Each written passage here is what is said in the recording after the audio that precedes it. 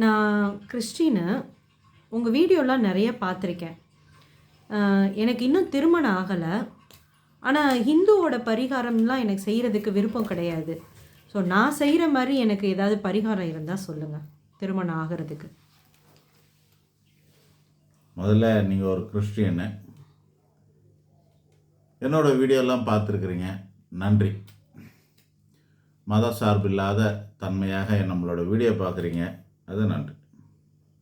அடுத்த வார்த்தையை என்ன பண்ணிட்டீங்க, இந்து பரிகாரம்லாம் நான் செய்ய மாட்டேன் அப்படின்னு சொல்கிறீங்க. சரி, ஓகே, மதப்பற்றோடு இருக்கலாம். ஆற்றுல ஒரு கால் சேத்துல ஒரு கால் இருக்கிற மாதிரி இருக்கு. இதை மத சார்பற்ற அப்படிங்கிற வார்த்தையே நாங்களாம் வெறுக்கிறவங்க. மத சார்போடு தான் இருக்கணும். மத சார்பற்று ஏன் இருக்கணும்? உங்களோட இந்த ஜென்யூனான கொஸ்டின்ஸு எனக்கு பிடிச்சிருக்கு. உங்களுக்கு நான் வழி சொல்கிறேன். மத சார்பற்ற அப்படிங்கிற நிலை ஊரை ஏமாத்துகிற தன்மை. அது நமக்கு விருப்பம் இல்லை. நான் மத சார்போடு தான் இருப்பேன்னு சொல்கிறது தான் எனக்கு பிடிக்கும். நான் இந்து முறையில் தான் வாழுகிறேன். இந்து தர்மத்தின் அடிப்படையில் தான் வாழ்ந்துக்கிட்டு இருக்கிறேன். மற்ற மதங்களை நான் நிந்திக்கிறது இல்லை, அவ்வளோதான். வணங்கணும்னு சொல்லக்கூடாது, கட்டாயப்படுத்தக்கூடாது, பிளாக்மெயில் பண்ணக்கூடாது, பரிகாரம் பண்ணுங்க அப்படின்லாம். அந்த வகையில் உங்களோட இது ஓகே. இன்னும் அந்த விஷயத்தில் ஒன்றும் டீப்பாக போல, அதை விட்டுருங்க. பரிகாரங்கிறது எங்கள் மதத்தில் ஒரு 6 வகைக்கு மேலே இருக்குது. கர்மாவை தீர்க்கிற விஷயங்கள் ஒரு 25 வகை இருக்குது எங்கள் வேதத்தில். தானம், தர்மம், தட்சிணை, சரியை, கிரியை, யோகம், ஞானம், பக்தி, அப்புறம் பூஜை புனஸ்காரன்ற மாதிரி, தீர்த்த யாத்திரை, இந்த மாதிரி ஏகப்பட்டது ஒரு 25 இருக்குது. நாங்கள் லிஸ்ட்டு போட்டு வச்சுருக்குறோம். அதெல்லாம் தொகுத்து வேதத்துலேருந்து தொகுத்து எடுத்து ஒரு 25 இது எழுதி வச்சுக்கிறோம். பரிகாரங்கிற வகையில் ஒரு 4, 5, 6 இருக்குது. ஒன்று பக்தி பரிகாரம், ஒன்று ஐதீக பரிகாரம், 3 அருள்வாக்கு பரிகாரம், 4 வைதிக பரிகாரம். இது 4 விசேஷம். பக்தி பரிகாரன்றது அவங்கவுங்க இஷ்டப்பட்ட தெய்வத்தை அவங்களே ப்ரே பண்ணிக்கின்னு சரி பண்ணிக்கிறது, பூஜை பண்ணிக்கிறது, அல்ல ப்ரே பண்ணிக்கிறது. இதுதான் மற்ற மதங்களாக நடக்குது. ப்ரேயர் தான். ப்ரேயர் மூலியமாக ஜபமே ஜெயம்னு சொல்லுவாங்க உங்கள் மதத்தில். அந்த மாதிரி பண்ணியிருக்கலாம். நீங்கள் என்ன கேள்வி கேட்டிருக்க வேண்டிய அவசியம் இல்லை. அந்த மாதிரி பண்ணியிருக்கலாம். எப்போ இன்னொரு இடத்துல கேள்வி கேட்குறோமோ அப்போவே நம்மளோட பாதையில் விலகுறோன்னு அர்த்தமாகிடுது. வீடியோ பார்க்குறது ஒரு க்யூரியாசிட்டி. அடுத்த இடத்துல என்ன நடக்குது. நாங்கள் பைபிள் படிச்சிருக்கோம், குரான் படிச்சிருக்கோம், இந்த ஜீசஸ்லாம் வச்சு வணங்குறோம். அதெல்லாம் ஒன்றும் தப்பு கிடையாது. அடுத்தது பார்க்குறது ஒரு க்யூரியாசிட்டி தான். அது ஒன்றும் தப்பு கிடையாது வீடியோ பார்க்குறதெல்லாம். ஆனால் ஜெபமே ஜெயம்னு சொல்கிற வார்த்தையை நம்பணும்.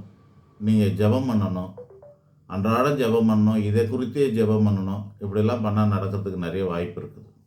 அது எண்ணத்தை பூஸ்ட் பண்ணும். அந்த வகையில் நடக்கிறதுக்கு வாய்ப்பு இருக்குது. சரி, ஓகே.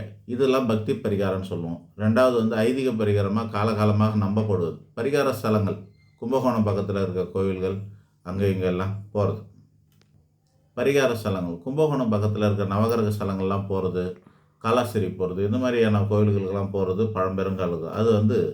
அது நம்பிக்கை, ஐதீகம்னு பேர். நம்பிக்கையின் அடிப்படையில் செய்யக்கூடியது. இன்னொன்று அருள்வாக்கு பரிகாரம். ஜோசியருங்க வாயிலுக்கு வந்தது சொல்கிறது. அவங்கவுங்களுக்கு என்னென்ன தேவைப்படுதோ அதெல்லாம் சொல்லுவாங்க. எந்த ஊரில் எந்த ஜோசியர் இருக்காரோ அவருக்கு என்ன தெரியுமோ அதை சொல்லுவார். இந்த மாதிரி செய்கிறது ஒரு பரிகாரம் தான்.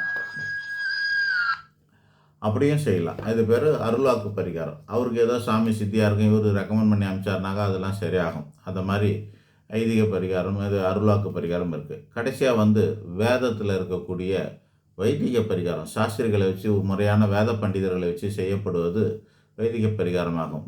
அதாவது பூஜை, யாகம் போன்றவையெல்லாம் பண்ணுறது, ஓமம் யாகம்லாம் பண்ணுறது பாருங்கள், அது வைதிக பரிகாரம். இது மாதிரி 4 பரிகாரம் இருக்குது. இது இல்லாமல் இன்னொன்று இருக்குது, தத்துவார்த்த பரிகாரம், தாந்திரிக பரிகாரம்லாம் இருக்குது. தாந்திரிகமான வகையில் பண்ணுறது, தத்துவார்த்தமான வகையில் பண்ணுறது, இதெல்லாம் இருக்குது.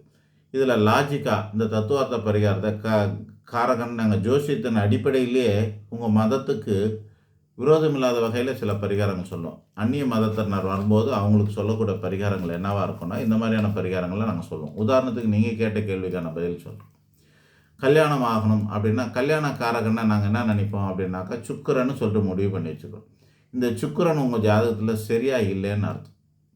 அதனால் கல்யாணம் ஆகலைன்னு அர்த்தம். 7ஆம் இடம், 7ஆம் அதிபதி மற்றும் காரகம், இந்த 3 விஷயத்தை நாங்கள் பார்க்குறது. 7ஆம் இடங்கிற திருமண ஸ்தானம், 7ஆம் அதிபதி திருமண கிரகம், 7ஆம் அதிபதினு காரகத்துவம்னா சுக்கிரன். ஆக இந்த 3 அடிப்படையில் நாங்கள் பலன் இதெல்லாம் பெரும்பாலும் இதை தான் பார்த்து நம்ம பலன் சொல்கிறதுக்கு காரணம். இது எந்த வகையில் பாதிக்கப்பட்டுவிடும், அதில் பெரிய அளவில் சுக்கிரன் நேரடியாக பாதிச்சிருந்தால் அது வரைக்கும் நம்ம வந்து பூஸ்ட் பண்ணால் கூட நடக்கிறதுக்கு நிறைய வாய்ப்பு இருக்குது. ஸோ அதை எப்படி பூஸ்ட் பண்ணலாம் அப்படின்னா, சுக்கிரனுக்குரிய வைரம் அல்லது மாய்சோனட் அல்லது ஜெர்கான் போன்ற ரத்தினங்களை அணிந்து கொள்வதனால உங்களுக்கு அந்த சுக்கிரன் ஆக்டிவேட் ஆகும், பூஸ்ட் ஆகும். அதனால் வேறு ஏதாவது சைடு எஃபெக்ட் இருக்குமா, சில பேருக்கு சைடு எஃபெக்ட் இருக்கிறதுக்கு வாய்ப்பு இருக்கும். ஆனாலும் உங்களுக்கு வந்து அந்த கல்யாணங்கிற வேலை வந்து நல்லபடியாக நடக்கிறதுக்கான வாய்ப்பு உண்டாகும். அது சம்மந்தப்பட்ட விஷயங்களை உங்களுக்கு ஆக்கப்பூர்வமாக மாற்றி கொடுக்கறதுக்கு அது பயன் தரும். ஸோ வைரத்துக்கு வைரம், மைசோனட் அல்லது ஜெர்கான் போன்ற கண்ணாடி மாதிரி இருக்கக்கூடிய கற்களை, ரத்தினங்களை மோதிரமாக அணிவது சிறப்பு. வெண்மையான ஆடைகளை, பியூர் ஒயிட், தும்பப்பூ மாதிரி வெளையர்னு இருக்கக்கூடிய வெள்ளை ஆடைகளை அணிவது நல்லது. வெள்ளாடைகளில் அதிகம், அல்லது பிங்க்கு அப்படின்னு சொல்லக்கூடிய பேபி பிங்க்குன்னு சொல்லக்கூடிய ஆடைகளை அணிவது நல்லது. உங்களோட இல்லத்தில் வீடுங்களில் ஒயிட் கலர், பியூர் ஒயிட்டாக, பாலாக, மில்க் ஒயிட் கலரில், ஆஃப் ஒயிட் இல்லை, மில்க் ஒயிட் கலரில் நீங்கள் வந்து சீலிங்லாம் அடிக்கிறாங்க பாருங்கள், அது பேர் மில்க் ஒயிட். சைடில் செவுத்தில் அடித்தா அதெல்லாம் வந்து ஆஃப் ஒயிட்டாக, ஐவேரியன்னு சொல்லுவாங்க. ஃபுல்லாக வெள்ளை கலரில் நீங்கள் மாறுறதுக்கான வாய்ப்பு நல்லது. உங்கள் வீட்டில் இருக்கிற வாகனங்கள் ஏதாவது இருக்குது, 2 வீலரு அது இதெல்லாம் இருக்குன்னா அதெல்லாம் ரிப்பேர் ஆகிருக்கும், இல்லைன்னா வாகனம் இல்லாமல் இருக்கும், சரியாக இல்லாமல் இருக்கும். அதெல்லாம் நீங்கள் வந்து தொடச்சி கிடிச்சு பவித்திரமாக வச்சுக்கணும். முடிஞ்சால் வாகனமே இல்லாமல் கூட இருக்கும். அப்படி இல்லைனாக்க வாகனத்தை வாங்கணும். சொந்த வாகனத்தில் வாங்கணும். ப்ரைவேட்டு, அதாவது பப்ளிக் பஸ்ஸில் தான் நான் போவேன், ட்ரெயினில் தான் நான் போவேன் அப்படின்லாம் இருக்கும். இல்லைன்னா ஆட்டோ, கார் இதாக போகணும் இல்லாமல் சொந்தமாக வாகனம் ஆட்டி டெய்லியும் சொந்த வாகனத்தில் போகணும். அதுக்கு சம்மந்தம் இருக்கானாக்கா லாஜிக்கு தான். சுக்கிரன் ஆக்டிவேட் பண்ணுறது. சொந்த வாகனத்தில் போகணும், சொகுசான வாகனத்தில் போகணும். ஏசி போட்டுக்கலாம், வீட்டில் வந்து ஏசி போட்டுக்கலாம். அப்படி ஏசி இல்லைன்னா ஏசி போடுறதுக்கு வசதி வாய்ப்பு இருந்தால் ஏசி போட்டுக்கிறது நல்லது.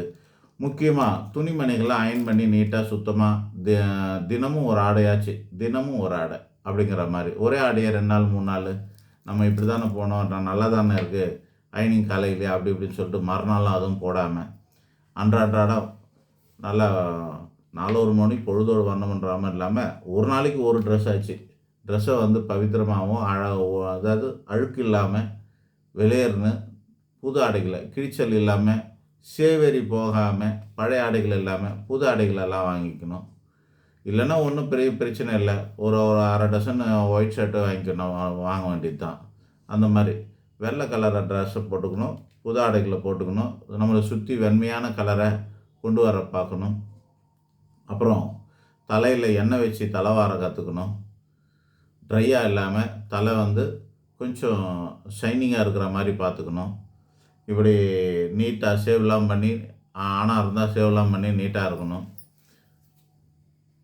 நம்மளுடைய வீடு வந்து எல்லா இடம் தூசி இல்லாமல், ஒற்றை இல்லாமல் சுத்தப்படுத்திருக்கணும். தூசியும் ஒற்றடையும் இல்லாமல் சுத்தப்படுத்தி வைக்கணும். முக்கியமாக படுத்துக்கிற பாய் புது பாயாக இருக்கணும். அதில் பிஞ்சு போய் தாறுமாறாக தொங்குற மாதிரியான இருக்கக்கூடாது. படுக்கையில் வந்து பெட்ஷீட்லாம் வெள்ளை கலரில் இருக்கணும். டெய்லி தலைகாணிலாம் அழுக்கு இல்லாமல் நல்ல தலைகாணியாக இருக்குதான்னு பார்த்துக்கணும். அவ்வப்போது அதை மாற்றணும். இப்படி படுக்கையை சுத்தபத்தமாக வச்சுக்கிட்டு நம்மளுடைய வீட்டோட பகுதி முழுக்க, வீடு முழுக்க பிரைட்டாக இருக்கணும். 1க்கு 2 டியூப்லைட் எக்ஸ்ட்ரா, ஒரு 100 ஸ்கொயர் ஃபீட்டுக்கு 40 வாட்ஸ் அப்படிங்கிற மாதிரி உங்களோட வீடு 40 வாட்ஸுக்கு குறையாத அளவுக்கு வெளியேறுன்னு வச்சுக்கணும். இப்படிலாம் பண்ணிங்கன்னா வெகு விரைவில் உங்களுக்கு கல்யாணம் ஆகிறதுக்கான வாய்ப்பு இருக்கும். அது மட்டும் இல்லாமல் வெள்ளிக்கிழமை தோறும் மொச்சக்கொட்டை சமையல் பண்ணி அது ஏதாவது ஒரு ரூபத்தில் மொச்சக்கொட்டை சாப்பிடணும், தானம் பண்ணணும். தானம் பண்ண மனசு வரலன்னா நீங்களே சாப்பிட்டுக்கணும். ஆக இது பண்ணணும். இப்போ நான் சொன்ன விஷயங்களில் அடுத்தவங்களுக்கு உதவி செய்யணும். என்னென்ன அப்படின்னா, கல்யாணம் ஆகாதவங்க கல்யாணம் ஆகிறதுக்கு உதவி செய்யணும். இப்போது உங்களுக்கு கல்யாணம் ஆகலை, நான் வழக்கமாக என்ன பண்ண, நமக்கே கல்யாணம் ஆகிறதாளுக்கு எங்கே போய் சொல்கிறதுன்னு இருக்கும். ஆனால் உங்களுக்கு மேட்ச் ஆகாத சில விஷயங்கள் இன்னொரு ஆளுக்கு மேட்ச் ஆகும்னா அவங்களுக்கு லிங்க் பண்ணி கொடுக்கணும். அல்லது அவங்களுக்கு காசு பணம் வாங்காமல் அவங்களுக்கு சர்வீஸாக நீங்கள் ஜோசியர்கிட்ட, நீங்கள் என்கிட்ட ஜோசியம் பார்க்க வேண்டாம். ஆனால் கல்யாணம் ஆகாத இன்னொருத்தவங்க இருப்பாங்கள்ல, அவங்களுக்குலாம் இந்து மதத்தை சேர்ந்த எங்ககிட்ட இன்ட்ரடியூஸ் பண்ணி அவங்களுக்கு ஜாதகம் பார்த்து கொடுக்க ஹெல்ப் பண்ணலாம். நீங்கள் இப்படி நீங்கள் என்ன வகையிலலாம் அடுத்தவங்களுக்கு உதவி செய்கிறீங்களோ அதே வகையில் உங்களுக்கு ரிட்டர்ன்ஸ் வரும். கிவ் அண்ட் டேக் பாலிசி தான் வச்சுருக்கிறாங்க. அதனால் அடுத்தவங்களுக்கு கல்யாண வாழ்க்கையை கொடுக்க பாருங்கள், உங்களுக்கும் கல்யாணம் ஆகும். கல்யாண வாழ்க்கைக்கு அடுத்தவங்களுக்கு உதவி செய்யுங்க, உங்களுக்கும் கல்யாண வாழ்க்கை உதவி செய்வாங்க. அடுத்தவங்க கல்யாண வாழ்க்கைக்காக பொண்ணு மாப்பிள்ளை அரேஞ்ச் பண்ணி கொடுங்க, உங்களுக்கும் அது கிடைக்கும். இந்த மாதிரி இப்படிலாம் பண்ணால் சுக்கிரன் ஆதிக்கம் பலமாகும். அந்த சுக்கிரனோட ஆதிக்கம் பலமாகும் போது உங்களுக்கு வெகு விரைவில் கல்யாணமாகும். இதே போல தான் ஒவ்வொரு விஷயத்துக்கும் அந்த ஆதிக்கத்தை, அந்த காரகனை பூஸ்ட் பண்ணாக்கா சொன்னால் அது தத்துவார்த்தமான பரிகாரம்னு பேர். லாஜிக்காக அதான் கரெக்டாக இருக்கும். இந்த மாதிரி அந்த கிரகங்களுடைய பலத்தை நம்ம அதிகப்படுத்திக்கிறதுக்கு அது பயன் தரும்.